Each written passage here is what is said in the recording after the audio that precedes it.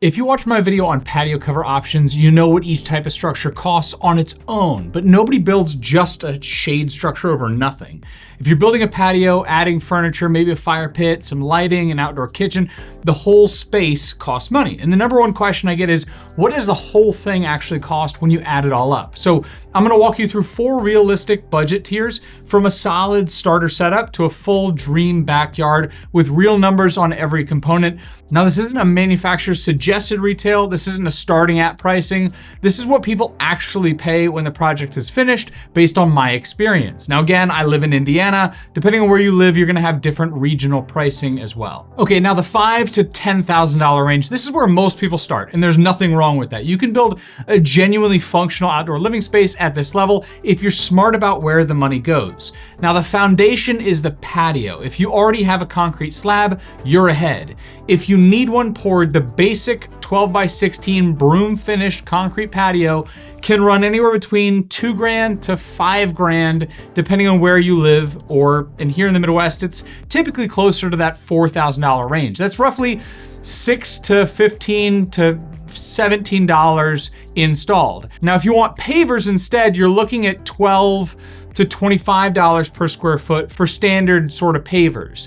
Now, that same 12x16 area is then closer to, $2,300 to $4,800. Again, it can vary though, depending on the company you're buying from, the labor, what sort of overhead they have. For shade at this budget, I'm typically gonna recommend that you look at something like pressure treated pine pergolas over something like a cedar pergola, because it's more inexpensive and you're gonna be able to get the same sort of structure over your head. A shade sail setup also with proper steel posts or tensioning hardware that's accurately built for your area is gonna run you typically closer to that, $2,500 to $5,000 range for either one of those options. Your shade sails you can get for a lot less expensive, depending on what you're gonna put up and where you're gonna buy it from. The downside with those sorts of less expensive shade sails is you just need to take them down in high wind loads. So as long as you're willing to do that, you can get away with a lot less money for a shade sort of structure, especially around shade sails. Now, the furniture at this level is really just gonna be your outdoor sofa set or dining set from a retailer like Costco or Wayfair. You can get them on Facebook Marketplace. The cheapest you can get your furniture, the better, because the furniture is gonna wear really fast if it's sitting outdoors just under a shade sail. It's gonna get dirty, it's gonna have pollen on it, it's gonna have, dog prints on it. It's gonna have all sorts of different stuff. And so that is definitely gonna fade or age pretty quickly. So you just have to keep that in mind. Wayfair is typically a really good option. Amazon's a good option, or less expensive. A basic shade structure, decent furniture, maybe even just a fire feature like a little pit for you to put fire in later. You can get all of that sort of thing. It's not gonna be like a magazine cover, but it's gonna give you something you're gonna use and enjoy every weekend from May through October. And that's gonna run up to the $10,000 range, depending on how much you're gonna want to spend. You can push it even up to $15,000 with this sort of set of features, depending on square footage that you wanna cover. More square footage, more money. The next area is gonna be your $15,000 to $25,000 range. Now, this is where you start making real big decisions on whether or not you can turn this patio into a space you're gonna use a lot. You can add a lot of real features. The patio, again, is the tier where you're gonna start looking at pavers or stamped concrete with some sort of decorative finish rather than just broom finish. You could save money and do more of a broom finish, but again, that's up to you. This is where the mid-range installed sweet spot. I think you're getting really nice quality pavers. You're buying it from a reputable company. You're not contracting the guy that's the least expensive concrete quote you've gotten so far, which there's nothing necessarily wrong with, but you're definitely gonna be able to get into that tier where if something goes wrong, you have the backup of the company behind it.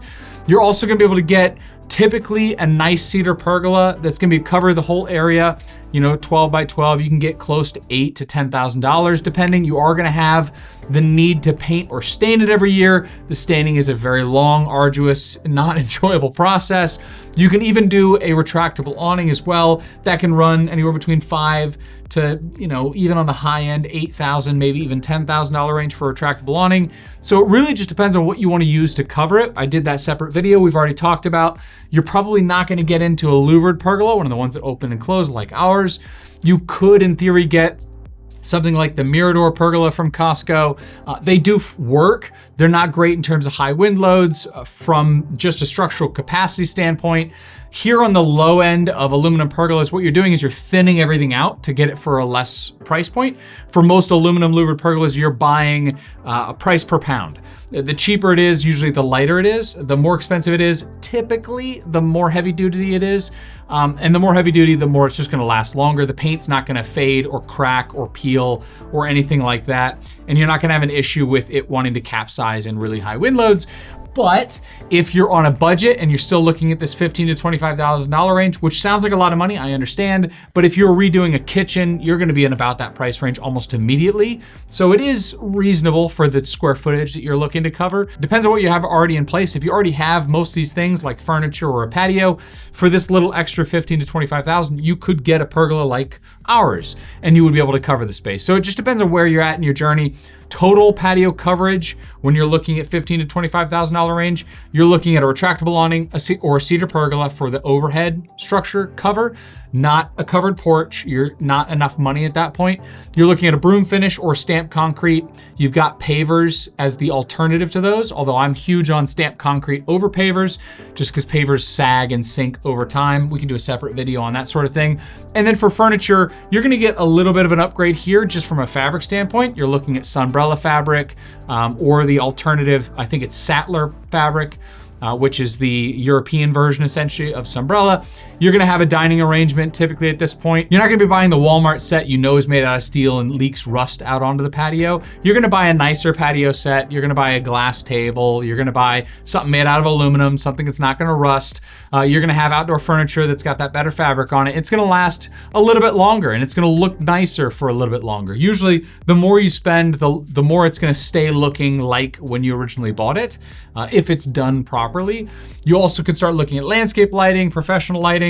Again, with any of these, if you start doing the patios, I have top 7 regrets in outdoor living. Make sure you consider your cover, your shade structure first or early on in the process so you plan around what eventually you want. And make sure you think about outlets. If you want electrical out there, if you're pouring a patio, start thinking about where you want outlets ready to go before you actually pour the patio, because it's gonna be much easier to do it now rather than later. The next tier here sounds like a lot of money, but you're really not spending a huge amount. Here's where you get a real outdoor room, but you're not quite like buku, I've got a whole bunch of money sort of spending. This is your $30,000 to $50,000 range. And this is typically from our customers, what we see a lot of people spend. A lot of times there's a home equity line going into financing this sort of room, or you already have the money earmarked and set aside for this sort of thing. This is the reason why outdoor living tends to be one of the last things people do to their house, but also coincidentally, the one that they enjoy the most because it feels like a little bit of an escape. However, it costs money. A 12 by 16 space is 192 square feet. If you measure that out in your living room, it's a lot of square footage. It costs a lot of money to get it ready to go. Your house obviously is only gonna be a certain number of square feet. If you think about cost per square foot there, like it takes a lot to build a home and it takes a lot to build an outdoor space. Here you're typically looking at close to 400, maybe even 600 square feet of premium pavers, natural stone, or really nice stamped concrete. You're looking at defined zones, a dining area, a lounge area, a cooking or prep zone. You're looking at step downs, seat walls, border details that are common at this level. You're budgeting typically close to $8,000 to $15,000 for a well-designed multi-zone hardscape, and that's typically realistic.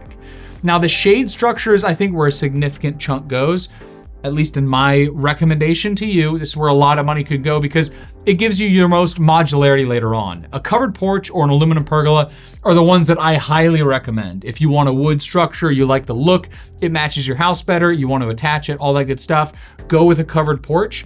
If you don't have the ability to do one of those nice gabled roofs because of your roof line, or it's too expensive, or you don't want the maintenance of cedar, or you don't want to darken any room adjacent to it, you can look at either a louvered pergola. They do have polycarbonate roofs as well, which is basically like a thick plastic roof, which does let some of the light through. I've seen them for a long time now. They're typically sold already a little cloudy because plastic by nature will cloud and then yellow and then crack. You just have to know the longevity of that polycarbonate roof isn't going to be quite the same as aluminum pergola, but it will give you some of that light back in if that's something that you're interested in. Those options do exist. Louvered pergolas are obviously my favorite. It's a reason why my family and I originally started selling them when we used to be contractors. It's a reason why when we designed our own product, we designed it in this category, in this space. I think they are the most helpful and innovative outdoor living product of this generation. Back when retractable awnings used to be huge in the 90s, I think that's what this product is for our generation. I'm relatively young for my generation. So I think this is definitely something to consider in this space. A good one, a commercial grade one, is gonna be anywhere between $12,000 to $30,000, depending on how much you wanna put into it. You can go all the way up to $50,000 just on the aluminum pergola. It just depends on where you're gonna buy it from. If you buy it from us, you're obviously gonna get a commercial grade version sold direct to consumer, which is a little bit different than some of our other competitors. I have a separate video that goes over all the best aluminum motorized opening and closing pergolas on the market. If you wanna see that, you can see that linked up above. Now, the only thing you're gonna potentially cut at this price range is an outdoor kitchen. It does enter the picture at this tier. You can start to consider what it looks like. You can get one depending on how much you want to earmark for it. Anywhere between $13,000 to $17,000 usually gets you a built-in grill, countertops, small refrigerator, structural island to house it all. A simple grill island with a prep surface runs closer to $7,000 to $10,000. A more built-out kitchen with a sink, a fridge, and storage pushes $15,000 to $25,000. So again, like any of these, it just depends on how much you want to put into each specific area of the space. If you see yourself dining in it primarily to start with, the cover of some sort and the dining area is the most important. If you see lounge, then the cover and the lounge are the most important. And obviously the pavers, that's the benchmark of everything. Knowing what you have on the ground, whether it's pavers or a deck or a stamped concrete, is probably the most important first step. But planning for the outdoor cover is one of the most important parts as well. In this price range, if you haven't already invested in landscape lighting, this tier needs to have it. A full system is usually gonna start looking at 20 to 30 fixtures, pathways, accent lighting, pergola downlights, kitchen task lighting, all that stuff costs money. Usually in the lighting, you're looking at somewhere between $3,000 to $6,000 installed.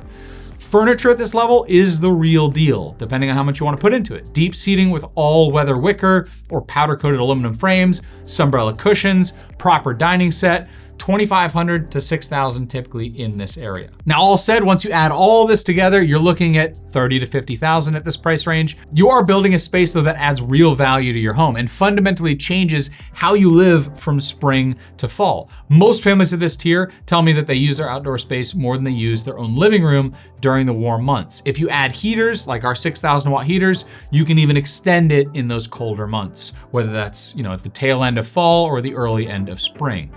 The last tier here is tier 4. It's $7,500 to $100,000 backyard. This is the full build.